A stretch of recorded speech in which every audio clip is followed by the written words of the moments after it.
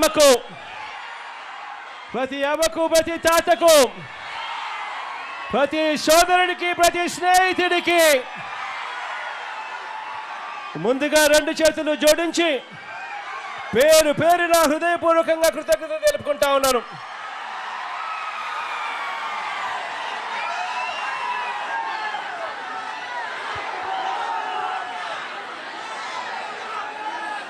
ఈరోజు ఆక్వా రైతాంగం సమస్యల సుడిగుండంలో ఈరోజు కూరుకుపోయి ఉన్న పరిస్థితులు ఈ రాష్ట్రంలో కనిపిస్తూ ఉన్నాయి. ఇంతకుముందు ఎప్పుడూ చూడని విధంగా, ఎప్పుడూ కూడా రాష్ట్రంలో జరగని విధంగా ఈరోజు ఆక్వా రంగము మొత్తం మీద రైతాంగం అంతా కూడా ఈరోజు వేసిన ఏ పంటకు కూడా గిట్టుబాటు ధరలు రాని పరిస్థితిలో రైతాంగం ఉంటే ఆక్వా రంగంలో కూడా అంతకన్నా దయనీయమైన పరిస్థితులు కనిపిస్తూ ఉన్నాయి. నేను ఒకటే చెప్తా ఉన్నాను, ఆక్వా రైతులు అనంటే ఈరోజు రాష్ట్రంలో ఒక్కసారి పరిస్థితి గమనిస్తే దాదాపు 1.5 లక్షలకు రైతాంగం, దాదాపుగా 5 లక్షల పైసలకు భూములన్నీ కూడా ఆక్వా రంగంలో వ్యవసాయంలో ఉన్నాయి.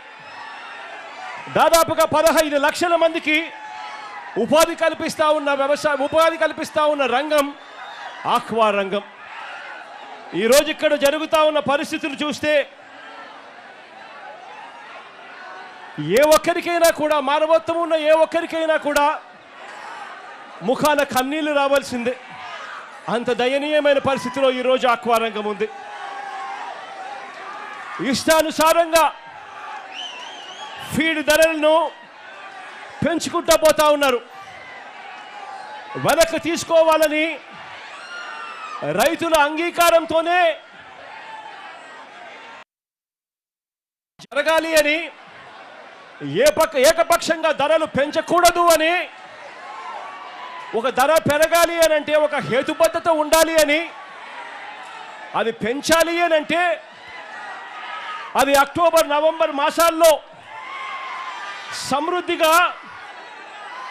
సమృద్ధిగా ఫిష్ మీలు, సమృద్ధిగా పంటలు ఇవన్నీ కూడా అందుబాటులో ఉన్న తరుణంలో రేట్ల మీద రివ్యూ చేయాలి అని, ఇలా ఎడా పడితే అలా ఎప్పుడు పడితే అప్పుడు రేట్లు ఇష్టం వచ్చినట్టుగా పెంచుకుంటూ పోకూడదు అని చెప్పి ఇటీవల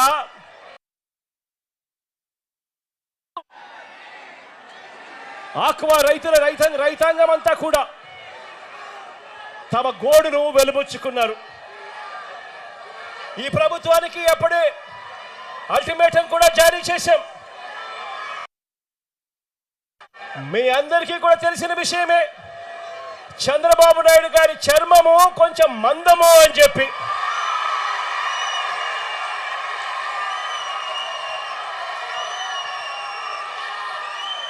దున్నపోతు మీద వర్షం పడినా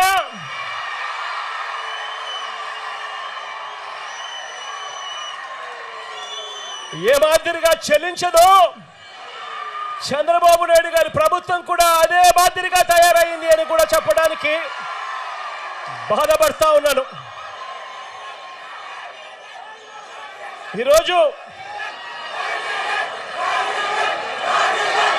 ఈరోజు మన కర్మ ఏమిటి అని చెప్పి ఒక్కసారి గమనించినట్లయితే ఆశ్చర్యంగా ఆక్వా రైతులకు సప్లై చేసే ఫీడ్ కానీ, చివరికి పంట కొనుగోలు కానీ, చివరికి ప్రాసెసింగ్ కానీ, ఈ ప్లాంట్లన్నీ కూడా చంద్రబాబు నాయుడు గారి సానుభూతి పరులకే ఇవన్నీ కూడా ఉండడం ఈ రాష్ట్రంలో రైతాంగం చేసుకున్న కర్మ. అంటే ఇవాళ పరిస్థితి రాష్ట్రంలో ఎలా ఉంది అని అంటే, వాళ్ళు ఎలా కావాలి అని అంటే అలా నడుపుతా ఉన్నారు. సీడు కొనేటప్పుడు సీడు రేటు ఎంతో వాళ్ళే నిర్దేశిస్తారు. ఫీడ్ కొనేటప్పుడు ఫీడ్ రేట్ ఎంతో కూడా వాళ్ళే నిర్దేశిస్తారు. చివరికి